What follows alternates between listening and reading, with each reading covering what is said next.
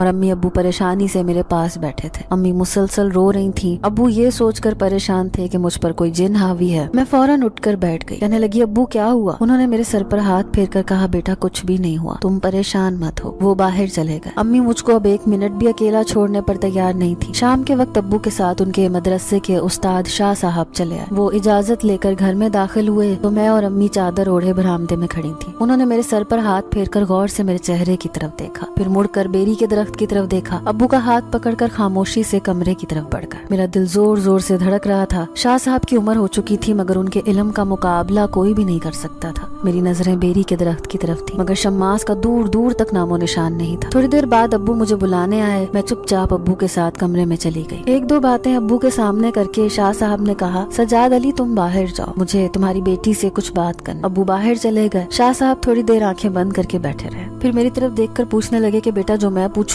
अगर सच सच जवाब देना चाहो तो भी ठीक है, अगर ना देना चाहो तो भी ठीक है। तुम हमारे शागिर्द की बहुत लाडली बेटी हो, जिंदगी में बहुत दुख उठाए हैं तुमने, मगर इसका ये मतलब भी नहीं है कि कोई तुम्हारे माँ बाप को परेशान करे। मैं खामोश थी। उन्होंने कहा कि अपने मुंह से बताओ कि क्या माजरा है। मैंने उनको पहले दिन से लेकर अभी तक की सारी सूरत हाल बता दी। वो चुप थे। थोड़ी देर बाद कहने लगे, साहबजादे शम्मास सामने आकर बात करो। जब सब कुछ पोशीदा चल रहा था तो शरारत करने की क्या जरूरत थी, अब कर दी है तो आकर जवाब दो। थोड़ी देर बाद शम्मास मेरे बराबर में आकर बैठ गया। उसने बैठकर सलाम किया और शाह साहब का हाथ पकड़कर अपनी आंखों से लगाकर कहने लगा, शाह साहब मेरा मकसद किसी को परेशान करना नहीं था, मगर जब से मेरी नजर इन पर पड़ी है मैंने कोई गलत ख्याल नहीं सोचा, मगर जिस तरह ये दुनिया से परेशान होकर हर वक्त सोचती रहती हैं, मेरा दिल इनकी तरफ बेइख्तियार होता रहता है। अगर आप हुक्म करेंगे तो मैं हमेशा के लिए चला जाऊंगा, मगर ये दुनिया बहुत जालिम है। जब भी इनके साथ किसी ने गलत किया तो मैं उनको छोड़ूंगा नहीं। इनसे मोहब्बत करना मेरे इख्तियार में नहीं है और ना ही इनको भूल जाना मेरे इख्तियार में है। मैं भी उसी खालिक का बनाया हुआ हूँ। मैंने जिंदगी भर किसी को तकलीफ नहीं दी और मैं सोच भी नहीं सकता।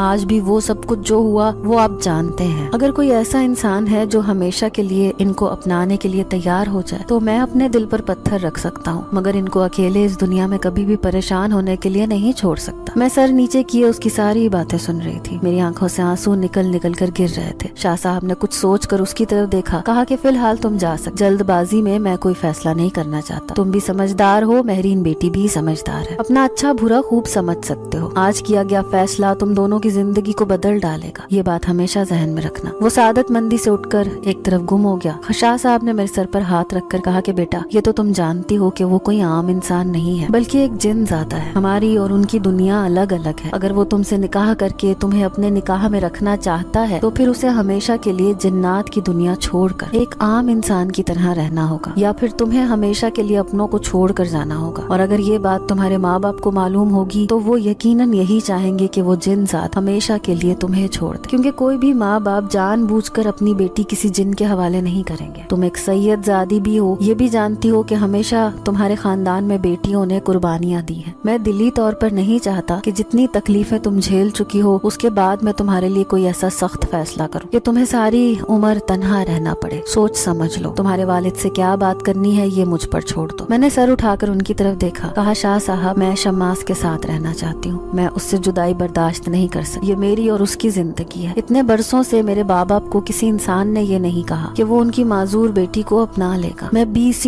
बार धुतकारी गई हूँ। आइंदा जिंदगी में भी यही सब होता रहेगा। अगर कोई मफाद परस्त इंसान मुझसे शादी कर ले, बाद में मेरा यही हाल हो कि मैं घर के एक कोने में फालतू सामान की तरह पड़ी रहूं या फिर उसके हाथों मारी जाऊं, उससे बेहतर है मैं खुद अपनी जिंदगी का खात्मा कर लूं। उन्होंने ये बात सुनकर मेरे सर पर हाथ रखा। कहने लगे, बेटा दुखी नहीं होते, हर इंसान की कुछ आजमाइश होती है। जज्बाती होकर कोई फैसला ना करो, सोच समझ कर मुझे जवाब दो।